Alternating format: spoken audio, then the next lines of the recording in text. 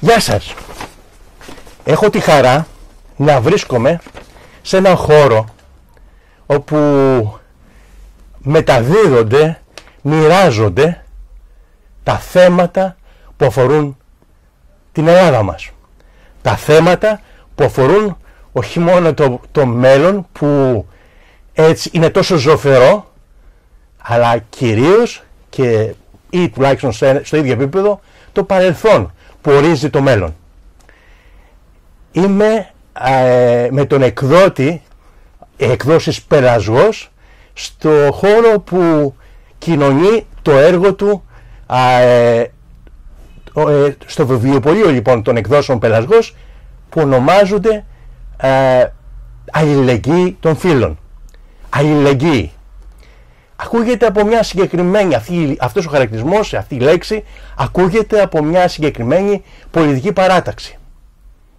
Αλήθεια, έχει ιδιοκτησία ή αυτή η τόσο ξεκάθαρη, η τόσο αυτονόητη έννοια θα πρέπει και εμείς που θέλουμε να μην ανήκουμε σε κάποιοι, να μην μας προσδιορίζουν, να μην μας επιτρέψουν να μην μας το φυλακίζουν, δεν είναι σωστός χαρακτηρισμός, σε ένα συγκεκριμένο πολιτικό κομματικό μαντρί, να πούμε ότι η αλληλεγγύη, πέρα από το ότι είναι μια πανανθρώπινη έννοια, στην Ελλάδα καιρός είναι να ασχοληθούν και οι άνθρωποι που δεν ισχυρίζονται ότι είναι αλληλέγγυοι, αλλά θέλουν να είναι αλληλέγγυοι.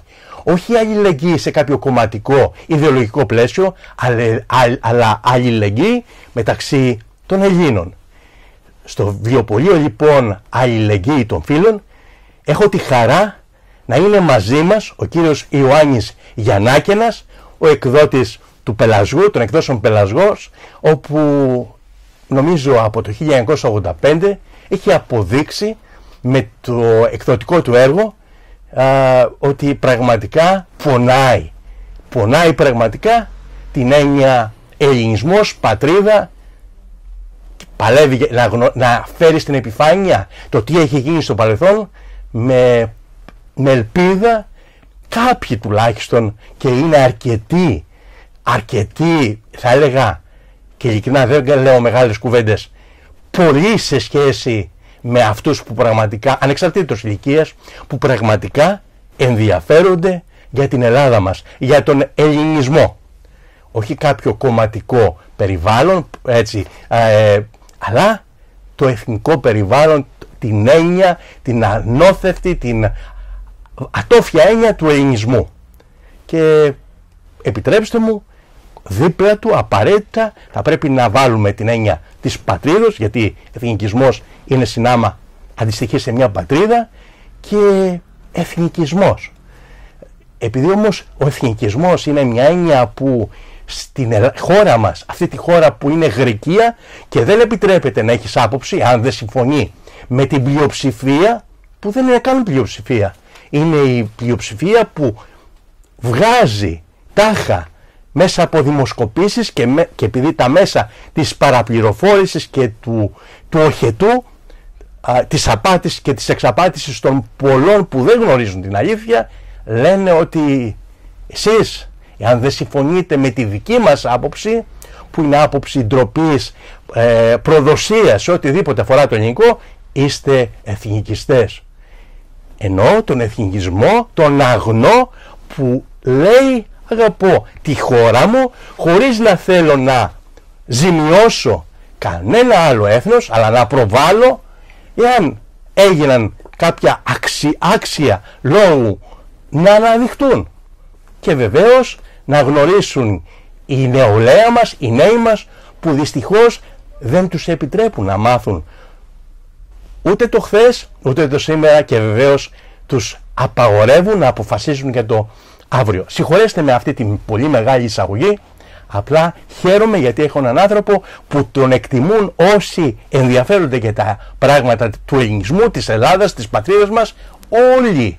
Και αυτό είναι ένα μεγάλο, δεν θέλω να το πω ατού, αλλά ένα πολύ δυνατό αξιολόγο χαρακτηριστικό. Λοιπόν, αλλά επειδή με ξέρετε ότι είμαι πολυλογάς, θέλω επειδή στα λόγια να λέμε ότι είμαστε αλληλέγγυοι δεν φτάνει, δεν έχει καμιά σημασία. Είμαστε στην περίοδο των γιορτών, που κάποιοι από εμάς, εάν βρουν κάποια χρήματα στη τσέπη τους, αν απομείνουν κάποια χρήματα στη τσέπη τους, θα θέλουν να επιλέξουν κάποιο δώρο για τα αγαπημένα τους πρόσωπα. Προτείνω μόνο αυτό, δεν θέλω τίποτε άλλο, να σας πω ότι αν θέλετε να επιλέξετε ένα βιβλίο, τούτος εδώ χώρος, θα το βρείτε, εκδόσεις Πελασγός, βιβλιοπωλείο Αλληλεγγύη των Φίλων, είναι στο κέντρο της Αθήνας, στην οδό Χαριλάου Τρικούπη, έχει να σας δώσει ό,τι θέλετε για την Ελλάδα, ό,τι σας νοιάζει να μεταδώσετε και να χορορίσετε στους φίλους σας. Λοιπόν, και θα επιτρέψτε μου να πω και αυτό, στα λόγια δεν κάνουμε, με τα λόγια δεν κάνουμε τίποτε. Η αλληλεγγύη είναι στηρίζουμε με τις αγορές μας εκείνες τις επιχειρήσεις που εδώ είναι επιχείρηση αλλά και φυτόριο γνώσης. Στηρίζω, δίνω δύναμη στη φωνή μου, δίνω φωνή στις ιδέες μου. Τη δύναμή μας την προσφέρουμε στην υπεράσπιση του ελληνισμού. Είναι ένα πολύ καλό μότο που ο κύριος Γιάννης Γιαννάκηνας μου έδωσε τη δυνατότητα να το μεταφέρω σε εσάς. Συγχωρέστε με αγαπητέ μου για την πολύ μεγάλο πρόλογο, δεν ήθελα να θίξω τον καλεσμένο που μάλλον μας φιλοξενεί στον χώρο του. Σας ακούμε κύριε Γιαννάκηνα. Άλλη χαρά μου που είστε εδώ και ευχαριστώ πάρα πολύ για την φιλοξενία. Θα ξεκινήσω λέγοντας το εξής, ότι εμένα ο εθνικισμός μου είναι ο ελληνισμός μου. Είναι το αυτονόητο, τον αγωνιστής για το έθνος σου και για ό,τι έχει προσφέρει στην ανθρωπότητα.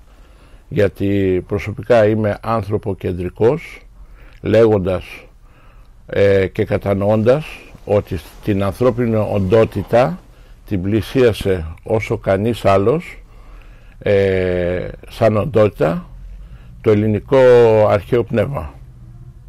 Και στη συνέχεια με την έλευση του Ιησού Χριστού μπήκε και το ολόκληρο το πλαίσιο και της αλληλεγγύης και της αγάπης και τα λοιπά και της δικαιοσύνης ευρύτερα.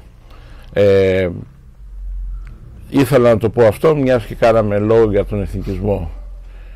Γι' αυτό και εγώ δεν δέχομαι τους νεοτερισμούς στην έννοια αυτή που προσπαθούν τα τελευταία 50-60 χρόνια να επιβάλλουν οι εθνομηδενιστές και διάφοροι παγκοσμιοποιητές για να ακυρώσουν την ύπαρξη του έθνους, να ακυρώσουν την ύπαρξη της πατρίδος, της παράδοσης και της γλώσσας του κάθε λαού.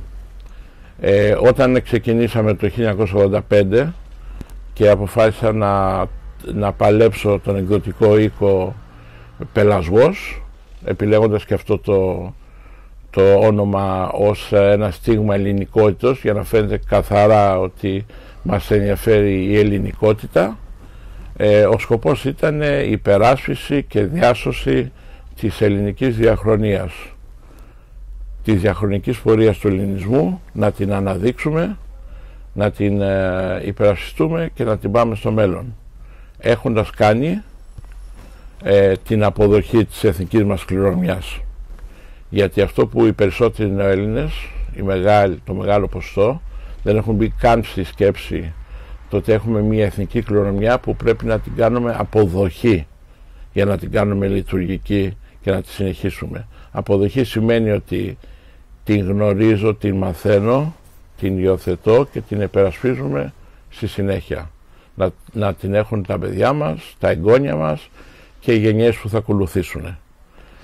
Εμείς δυστυχώς οι νεοέλληνες, μπλεγμένοι στο ευδαιμονιστικό πλαίσιο μιας κοινωνίας καταναλωτικής που εδώ και δεκαετίες κυριαρχεί μετά το Δεύτερο Παγκόσμιο Πόλεμο κυρίως, όπου άνθρωποι αποφασίσαν να πέσουν με τα μούτρα στην κατανάλωση και στην ευημερία που είχαν στερηθεί τα προηγούμενα χρόνια και που είχαν πληρώσει και με τη ζωή τους πάρα πολλά πράγματα.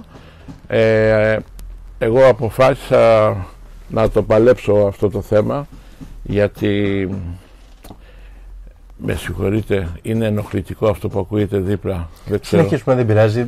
Άλλωστε υπάρχουν ελλείψεις, αλλά ναι, το περιεχόμενο έχει σημασία. Λειτουργούν ως τοκογλύφοι μιας παράδοσης. Δηλαδή δεν είναι τα μάρμαρα, είναι τα γλυπτά. Είναι το ελληνικό φως που υπάρχει μέσα σε αυτά.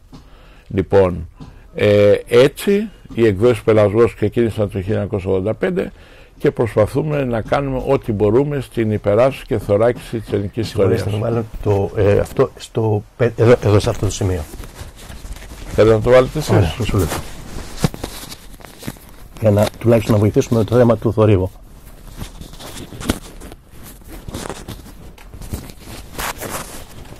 Ωραία, πάμε. Λοιπόν, συγχωρέστε με. Συγχωρέστε με αγαπητοί μου, αλλά εδώ δεν βλέπετε τηλεόραση. Μια προσπάθεια μεταφοράς, εισαγωγής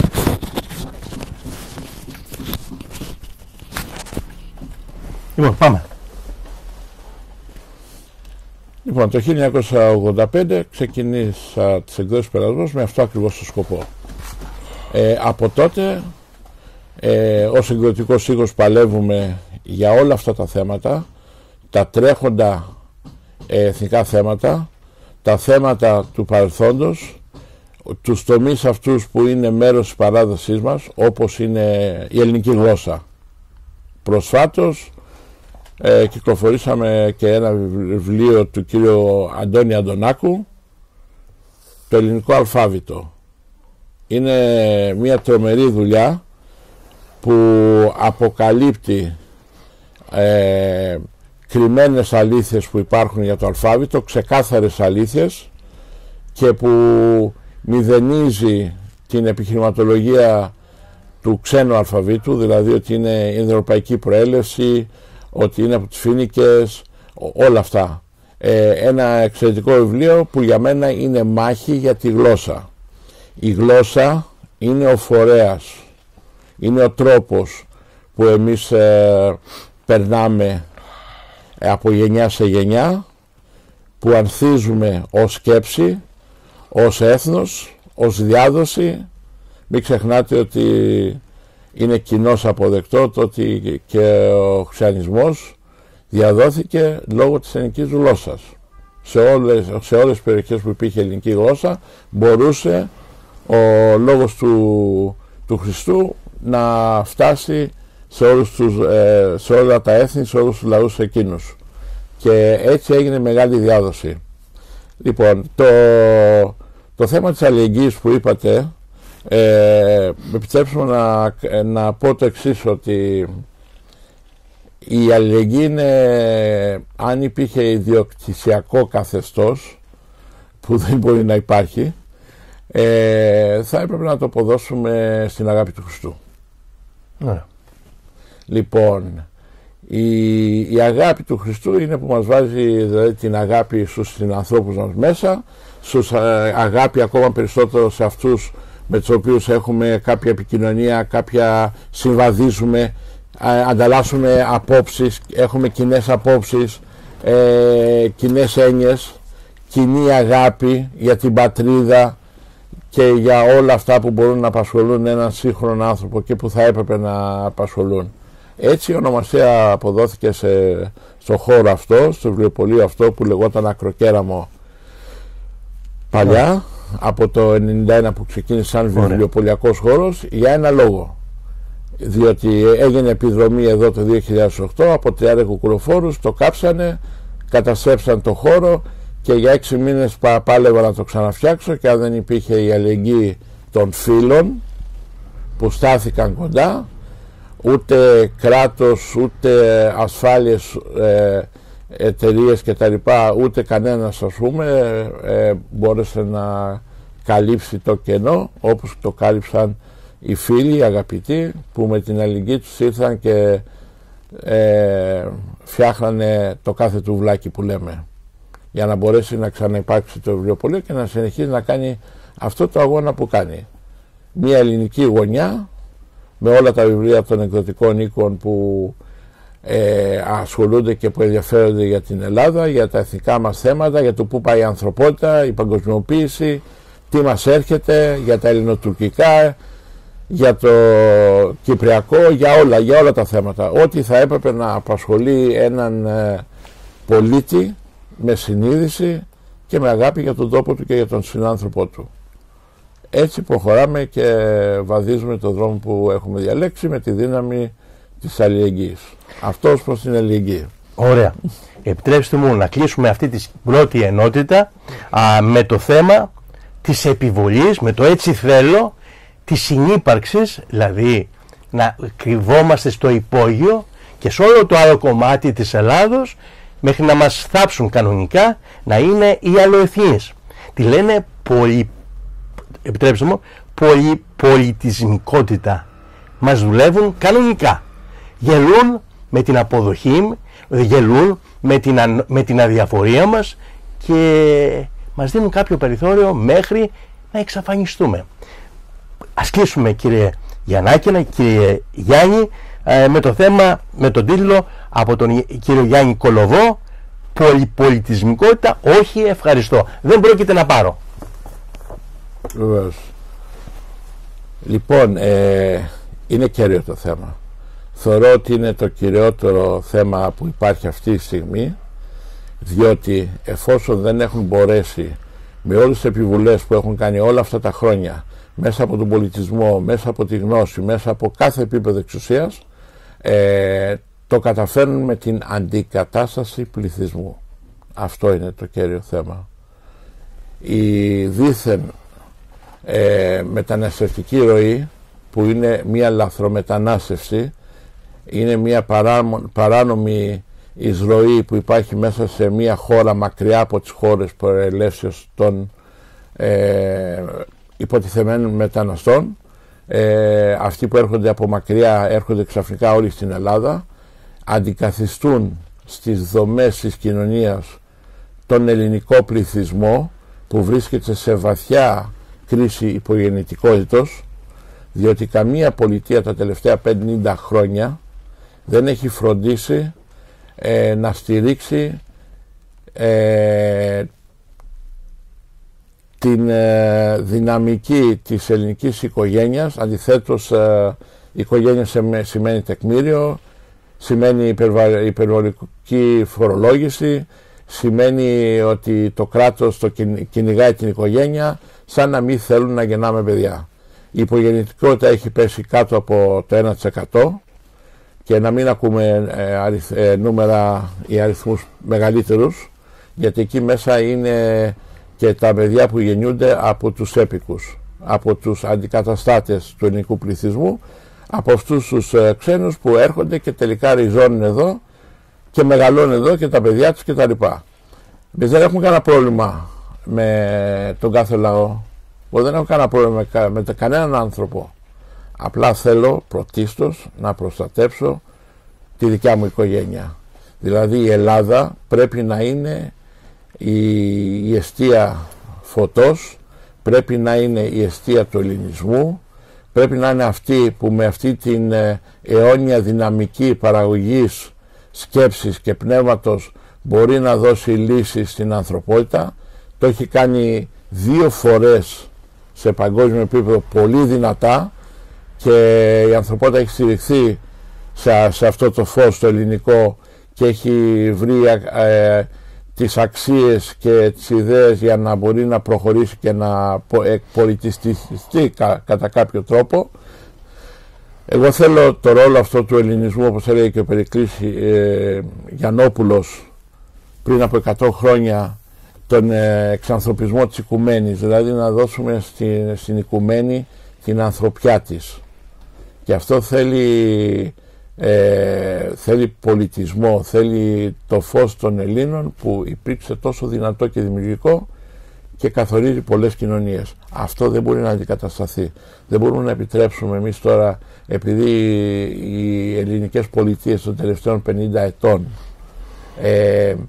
φροντίζουν να μην γεννάμε, να μην έχουμε πληθυσμό να μπορεί να στηρίξει εργατικά χέρια, να μπορεί να στηρίξει μια κοινωνία στον αιώνα αυτό που ζούμε παραγωγικό. Πρέπει εμείς να φροντίσουμε την ελληνική οικογένεια πρώτον. και δεν πρέπει να δεχθούμε ποτέ την αντικατάστασή μας. Δεν είναι θέμα πρόβλημα που έχουμε απέναντι σε άλλους ανθρώπους, όχι. Θέλουμε όμως τα εγγόνια μας, τα δυσέγγονά μας να συνεχίζουν να είναι Έλληνες σε μια ελληνική πατρίδα, όπως παραλάβαμε εμείς από τους προγόνους μας με πολλές θυσίες, μια ελληνική πατρίδα, και έχουμε την υποχρέωση να την υπερασπιστούμε και έτσι να την παραδώσουμε. Λοιπόν, δεν μπορούμε να κάνουμε πίσω σε αυτά. Κάποια στιγμή κάποιος μου είπε, πού βρίσκεις τη δύναμη και συνεχίζεις και παλεύεις? Λέω, η δύναμή μου είναι στο ρόν του χωριού. Το πρώτο και το τελευταίο όνομα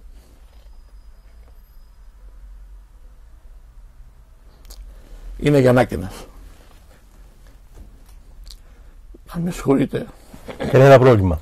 Αλλά δεν έχουμε δικαίωμα να εγκαταλείψουμε και να προδώσουμε τους προγόνους μας. Είτε στην τιμή είτε στη μνήμη. Λοιπόν, έτσι θεωρώ ότι το κυριότερο αυτή τη στιγμή, γιατί είναι θέμα αντικατάστασης πληθυσμού. Όταν γίνεται αντικατάσταση πληθυσμού, σημαίνει ότι το μαύρο γίνεται άσπρο ή το άσπρο γίνεται μαύρο. Όπως θέλετε πείτε το. Δεν γίνεται γκρι. Αντικαθίσταται. Δεν είναι πλέον ελληνικός ο πληθυσμός 100% εδώ που είμαστε. Μπορεί να είμαστε στο 70%. Δεν γεννάμε. Μπορεί να έχουμε φτάσει στο 60% ήδη. Λοιπόν, δεν θα πάει έτσι η δουλειά. Δεν θα το επιτρέψουν. Δεν μπορεί να πάει έτσι η δουλειά. Γιατί μετά από 50 χρόνια δεν θα υπάρχει ο ελληνισμός. Μετά από 10 χρόνια θα είμαστε μειονότητα πλέον. Με αυτό το ρυθμό, με την αιμορραγία την τεράστια λόγω των μνημονίων που υπήρξε και την κρατική ανεπάρκεια να κρατήσει τους νέους εδώ, τους επιστήμονες, και φύγανε πάνω από 600.000 νέοι εδώ που δεν περισσεύαν, φύγανε έξω. Και όταν φεύγει ο ελληνισμός προς τα έξω, βοηθάει εκεί που πάει. Η πατρίδα δεν βοηθιέται όμως. Αιμορραγεί και θνίσκει. Λοιπόν, πρέπει να αφυπνιστούμε, πρέπει αυτό το θέμα να το καταλάβουμε. Και σας είπα και πριν, δεν είναι θέμα ανθρωπιάς οτιδήποτε. Βεβαίως άνθρωποι είμαστε, αλλά σε τελική ανάλυση ο καθένας θα καθίσει στην πατρίδα του και να παλέψει. Δεν μπορούν τώρα νέα παλικάρια να έρχονται κατά χιλιάδες από χώρες που έχουν κάποιο πρόβλημα εσωτερικό, έτσι λένε, ή που έχουν κάποιους εμφυλίους και είναι 5 κρατήδια μακριά από μας, 5 κράτη μακριά από μας. Τώρα μια Τουρκία μας χωρίζει με το Σύμπαρα. Είναι πολύ μεγάλη.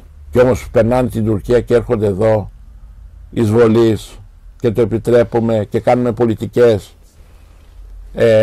εξυπηρετώντας την Ευρωπαϊκή Ένωση, γιατί δεν υπάρχει θέμα ευρωπαϊκής ιδέας.